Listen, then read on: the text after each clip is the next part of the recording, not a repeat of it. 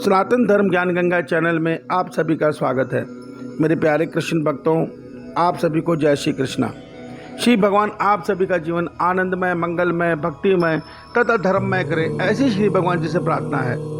मेरे प्यारे कृष्ण भक्तों, हर रविवार के दिन सनातन धर्म ज्ञान गंगा चैनल में हम लोग अपने वैदिक विज्ञान से इस प्रकृति के रहस्यों को समझने का प्रयास करते हैं, जिसके तहत आज रविवार के दिन हम यह सत्य समझने का प्रयास करेंगे कि क्यों आज संसार में अनेकों जगह जगह बिजली गिरने की घटनाएं बढ़ रही हैं। किसी किसी जगह पे इतनी वर्षा हो जाती है जो पहले भूतकाल में कभी नहीं हुई। एक ही दिन में 15-15 दिन की वर्षा बरस जाती है और वहाँ पे प्रलय समान तबाही आ जाती है। आइए इस सत्य को समझने का प्रयास करते हैं। जय श्री कृष्णा।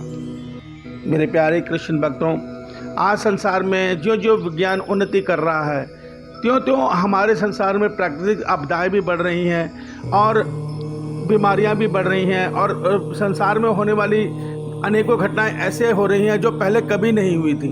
हमने अपने जीवन काल में कभी नहीं देखी थी, ना सुनी थी, ना ही उनका हमें कोई इतिहास मिल पाता है। जिस प्रकार अभी धर्मशाला में पिछले दिनों बारिश हुई, 15 दिन की बारिश एक ही दिन में 1 घंटे 2 घंटे में बरस गई, और इस तरह की घटनाएं प्राय आम देखने को मिल रही हैं। कभी केरल में, कभी चेन्नई में, कभी वहाँ पे अनेकों जगह पे इस साल हमने अनेकों जगह ये सुना कि यहाँ बिजली गिर गई, वहाँ बिजली गिर गई, इतने लोग इतनी बिजली से मर गए। इस साल के सरकारी आंकड़ों के अनुसार इस साल में अभी जो ख़त्म नहीं हुआ है, अब तक 63 लोग बिजली से पूरे भारत में मर चुके हैं। पूरी दुनिया का आंकड़ा नहीं है, ये केवल भारत का आंकड़ा है। तो इस प्रकार के आंकड़े पहले नहीं आते थे, यूँ अब आ रहे हैं। इसका कारण क्या है? इसका कारण आइए हमारे वैदिक विज्ञान के अनुसार हम समझने का प्रयास करते हैं। मित्रों, इसका प्रमुख कारण है कि आज जो विज्ञान है, जो हमें खोज देता है, वो आधी अधूरी खोज होती है। उदाहरण के तौर पर विज्ञान ने हमें जैविक रसायन दिए, हमें उर्वरक, अनेकों खाद बना दी, रासायनिक खाद दी, उससे हमारी उर्वरक खेती की क्षमता बढ़ी। मगर अब विज्ञान कहता है नहीं, हमें ऑर्गेनिक खेती करनी है, हमें इन सबसे परे हट के उसको लागू करना है। कारण ये कि उस समय के विज्ञान ने जल्दबाजी में खोज करके दे तो दी, मगर उसका परिणाम अब देखने को मिल रहा है कि वहाँ जहाँ ये ज़्यादा यूज हो रही हैं, वहाँ की धरती धीरे धीरे बंजर हो रही है। संसार में बीमारियाँ बढ़ रही हैं, और हमारी जो फसलें हैं उनमें नए प्रकार के दोष आ रहे हैं। तो विज्ञान जल्दबाजी में कोई भी खोज दे तो देता है, मगर उसको जब बाद में अध्ययन होता है तो पता चलता है कि इसके अंदर तो अनेकों खामियां हैं। आप पेट्रोल ईंधन को ले लीजिए, जो पेट्रोल ईंधन से चलने वाली गाड़ियां, आज सुप्रीम कोर्ट के ऑर्डर हैं कि 2-3 सालों में पूरी दुनिया से इन वाहनों को ख़त्म करो। क्यों? क्योंकि इसका बहुत बड़ा हानि हमारे पर्यावरण को हो रही है। जितनी लाखों गाड़ियाँ दौड़ रही हैं, उसका जो पर्यावरण से नुकसान हो रहा है, उससे पूरी धरती का अस्तित्व धीरे धीरे खतरे में आ रहा है। तो मेरे प्यारे कृष्ण भक्तों, हमारे विज्ञान की जो खोज है वो आधी अधूरी है। इसका कारण क्या है? देखिए, हमारा विज्ञान पहले भी उन्नत था। हम अपने रामायण में पढ़ते हैं कि भगवान राम जी को एक ही दिन में पहुंचना था, तो वो पुष्पक विज्ञान के जरिए, पुष्पक विमान के जरिए पहुंचे। हम जब महाभारत के युद्ध की घटना सुनते हैं तो उसमें देखते हैं अनेकों आधुनिक प्रकार के शस्त्र जो मन की गति से चलने वाले हैं। उस समय उनका विकास था। उस समय की सभ्यता इतनी उन्नत थी कि उड़ने वाले रथ भी थे और अनेकों वो थी। इसका मतलब विज्ञान हर बार उन्नति करता है और नीचे और ख़त्म भी हो जाता है। क्यों? इस धरती पे आने वाली नित्य प्रलय अर्थात हर कुछ सालों में जब हम अपने खोजों के द्वारा इस धरती का विनाश करते हैं, तब ये प्रकृति अपने आप को सही करने के लिए जो उसका जो साइड इफेक्ट होता है, उसके कारण नित्य प्रलय, एक छोटी प्रलय आती है, जिससे इस धरती की आबादी बहुत कम हो जाती है, जिसके कारण जो हमारा विज्ञान था वो सब नष्ट हो जाता है। फिर नए सिरे से शुरुआत होती है। इस प्रकार का सिलसिला प्रकृति करती रहती है। उसका कारण आज गहराई से समझिए। देखिए, हमारे वेद बताते हैं कि हमारी ये जो ब्रह्मांड है, हमारी जो प्रकृति है, ये मनस तत्व से बनी है। इसमें अनेकों तरंगे हैं। हम तरंगों को नहीं जानते। आप ये तरंगों की बातों को नहीं मानेंगे, मगर मोबाइल की तरंगे क्या हैं? मोबाइल, केवल जो मोबाइल फ़ोन है, ये तरंगों से काम कर रहे हैं। इसके अंदर जो ब्लूटूथ है, इसके अंदर जो वाईफाई है, जो हम बिना तार के कान में सुन रहे हैं, ये क्या है? ये ध्वनि की तरंगे उसमें मान के हमारे कान तक पहुंच रही हैं। ये सब तरंगे हैं। ये जो इंटरनेट है, ये इंटरनेट क्या है? ये सब तरंगे हैं। देखिए, हमारा जो ब्रह्मांड बना है, जो ईश्वर ने हमारे को ब्रह्मांड में रेडिएशन दिया है, वो सूर्य का, चंद्रमा का, तारों का रेडिएशन है।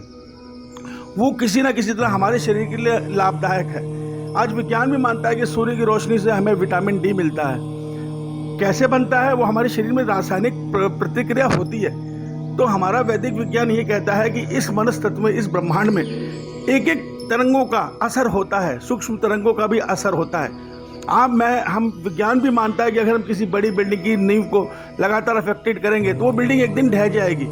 तो इस प्रकार से हमारा ब्रह्मांड सूक्ष्म तरंगों से ही चल रहा है। इसमें जो छोटी छोटी ओम रूपी रश्मियाँ हैं, जो ईश्वर की चेतन शक्ति है, वो ही सबको एक्टिवेट किए हुए हैं। मगर आज इसके साथ क्या हो गया? विज्ञान की खोजों ने, जिसमें विज्ञान ने अभी उसका दुष्प्रभाव देखना आरंभ नहीं किया। जैसे इंटरनेट, इस साल हमारा इंटरनेट का यूज़ लॉकडाउन के कारण बहुत ज़्यादा हुआ, जिसके कारण इस साल प्राकृतिक आपदाएं बहुत ज़्यादा बढ़ गई। बहुत ज़्यादा बारिशें एक जगह पे पड़ गई, बहुत ज़्यादा बिजली गिरने की घटनाएं हो रही हैं। क्यों? इंटरनेट का उपयोग बढ़ने के कारण, ये जो हवा में तरंगों का यूज़ ज़्यादा हुआ, उसके कारण हमारा ब्रह्मांड में, हमारे प्रकृति में दोष आ गया। और उस दोष के कारण एक ही जो वर्षा बादल बने थे, जिनको कई जगह बड़े क्षेत्र में बरसना था, वो एक ही जगह पे बरस गए। और ये विज्ञान भी मानता है कि मोबाइल फ़ोन के टावर पे वो लोग विद्युत तड़ित यंत्र जरूर लगाते हैं। उन्हें पता है कि ये जो मोबाइल की, इंटरनेट की तरंगें हैं, ये विद्युत को अपनी ओर आकर्षित करती हैं। तो आज वो लोग, उन्होंने तो अपने टावर को बचाने के लिए लगा दिया। बड़े बड़े जो भवन बनाने वाले, वो भी अपने भवनों को बचाने के लिए लगा देते हैं। एक गरीब आदमी, गरीब किसान कहाँ जाएगा? एक आम इंसान कहाँ जाएगा? वो तो अपने छत सिर पे तड़ित यंत्र लगा के घूमेगा नहीं। नतीजा मनुष्य भुगत रहा है। बिजली की घटनाएं बढ़ रही हैं, आगे और बढ़ेगी। क्यों? इंटरनेट तो तेज़ी से बढ़ रहा है। पूरी दुनिया में इंटरनेट का बोलबाला हो गया। आज इंटरनेट के बगैर कुछ भी संभव नहीं है। हमें खेलने के लिए भी इंटरनेट चाहिए, जीवन उपयोग के लिए भी इंटरनेट चाहिए। तो हमारा वैदिक विज्ञान ये कहता है कि जब जब हम प्रकृति के साथ छेड़छाड़ करेंगे और ऐसी खोज लाएंगे जो हमारे प्रकृति के नियमों के खिलाफ है, वो धीरे धीरे इस प्रकृति, हमारी धरती का नाश करेंगी। और फिर क्या होगा? एक छोटी नित्य प्रलय के द्वारा सब कुछ खत्म हो जाएगा। इसका परिणाम क्या होगा? आज अब देख रहे हैं कई वैज्ञानिक ऐसे हैं जो ऐसे यान बनाना चाहते हैं जिसमें वो जाके कुछ काल चंद्रमा पर रह लें, कुछ वो कर ले। तो उनको ये पता है कि विज्ञान बता रहा है उनको साथ साथ में कि ये जो आप इंटरनेट बढ़वा रहे हो, ये जो आप कर रहे हो, इसके दुष्प्रभाव भी आएंगे। तो वो अपने बचने के लिए उपाय बना रहे हैं कि हम दूसरे ग्रहों में जाके रह लेंगे, हम ये कर लेंगे। मगर आम इंसान कहाँ जाएगा? मगर देखिए, कोई कहीं कुछ नहीं कर सकता। प्रकृति से बड़ा कुछ नहीं है। प्रकृति ने जिस दिन नित्य प्रलय देनी है, उस दिन कोई नहीं बचने वाला, चाहे वो कितने ही पैसे वाला है। तो धरती का एक छोटा विनाश आएगा, उसको हम रोक नहीं सकते। वो आएगा और हम सबको खत्म करेगा। ये टेक्नोलॉजियाँ सारी खत्म हो जाएंगी, फिर से मानव बैलगाड़ी पे आ जाएगा, फिर से वो हो जाएगा, फिर से ही विकास आरंभ हो जाएगा। तो परमात्मा अपनी सृष्टि को सही करने के लिए अपने कार्य को करते रहते हैं। तो आज हमारे वैदिक विज्ञान ये बताता है कि पेड़ों के लिए सबसे शुद्ध गाय का गोबर, चाहे वो ताज़ा हो चाहे वो पुराना हो, सबसे शुद्ध वही है। उसके साथ में शहद, घी, ये सब अगर हम पेड़ों की जड़ों में डालते हैं तो उससे वो फसल आती है जिससे मनुष्य की आयु बढ़ती है, जिससे फसल के अंदर गुण बढ़ता है। मगर उस विज्ञान को अगर करेंगे तो पशु पालने वाले बढ़ेंगे, गाय पालने वाले बढ़ेंगे, गाय काटने वाले धीरे धीरे खत्म होंगे। क्योंकि मनुष्य का स्वभाव है, जिसमें उसको फायदा नजर आता है मनुष्य उसी ओर भागता है। मगर इससे क्या नुकसान होगा? जब गाय को ही सब पालेंगे, गाय के उसको ही डालेंगे, तो जो बड़ी बड़ी कंपनियां रसायन खाद बना रही हैं, जैविक खाद बना रही हैं, उनको कौन पूछेगा? उनका लाखों करोड़ों का बिजनेस सारा ठप हो जाएगा। तो कुछ लोग नहीं चाहते, वो लोग मीडिया को भी, विज्ञान को भी, सबको अपने पास खरीद के रखते हैं कि इसके दुष्प्रभाव को लोगों तक मत जाने दो। जिसका परिणाम आज इस स्वार्थ के कारण ये देखने को मिल रहा है कि धरती विनाश की ओर बढ़ रही है। धरती में जो जो बीमारियां बढ़ रही हैं, तो विज्ञान का ही तो फायदा हो रहा है। मेडिकल क्षेत्र में हॉस्पिटल बढ़ रहे हैं, खूब कमा रहे हैं, दवाइयों की कंपनियां खूब कमा रही हैं। तो हम जो अपने उससे दूर हो रहे हैं, तो हमारा विनाश हो रहा है। देखिए, हमारी जो शिक्षा पद्धति थी वो गुरुकुल शिक्षा पद्धति थी, उसके अंदर ये सब बातें वैदिक विज्ञान बताया जाता था। हमें उसको तो रूढ़िवादी करके दूर कर दिया गया और ये आधुनिक शिक्षा हमारे पर थोप दी गई, जिसके अंदर जो खोज आज दे रहे हैं, प्लास्टिक की खोज दे दी। अब कहते हैं जी प्लास्टिक तो बहुत ज़्यादा हो गया, इतना ज़्यादा हो गया कि बायोमास से भी ज़्यादा प्लास्टिक का गंध इस पृथ्वी पे हो गया। क्यों? पहले नहीं पता था, सब पता था, मगर किसी को फ़ायदा पहुंचाना था। मित्रों, इन सत्य को समझो और अपने विज्ञान की तरफ लौटो, अपने वैदिक विज्ञान की तरफ लौटो। मत इस गुलाम विज्ञान के आश्रित हो। नहीं तो जो विश्व गुरु भारत है ये भी इनकी चपेट में आ रहा है और आ चुका है। इसका कारण यह है कि हम अपने सनातन धर्म से दूर हो रहे हैं। हम वेदों को नहीं जानते, हम अपने वेदों के विज्ञान को नहीं जानते जो सबसे उन्नत विज्ञान है। तो मैं आप लोगों से हाथ जोड़ के विनती करता हूँ कि अन्य देशों की नकल को छोड़ना पड़ेगा, क्योंकि वो देश में जो प्राणी हैं वो सनातन धर्म से निष्कासित होकर वहाँ तक पहुँचे हैं। उनका तामस गुण आचरण है, तामसिक गुण आचरण है। वो लोग मांस मदिरा और जीवन के सुखों भोगों में रमने वाले मनुष्य हैं।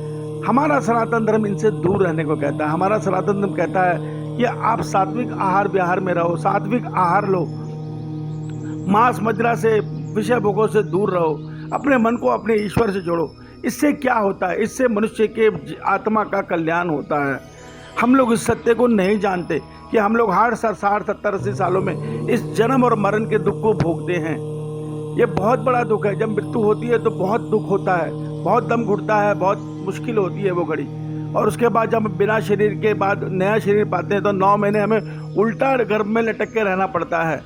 तो सनातन धर्म कहता है कि जीवात्मा का जो तन ईश्वर ने दिया है, मनुष्य का तन, ये कृपा करके दिया है कि अब इस तन में जाओ, अपने विवेक के द्वारा उस ईश्वर को जानो, स्वयं को जानो और इस संसार को छोड़ के अपने ईश्वर को पाओ। मगर होता क्या है कि हम इस संसार में ही रम जाते हैं, विज्ञान को ही भगवान मानने लगते हैं। आज विज्ञान को हम लोग भगवान मानते हैं।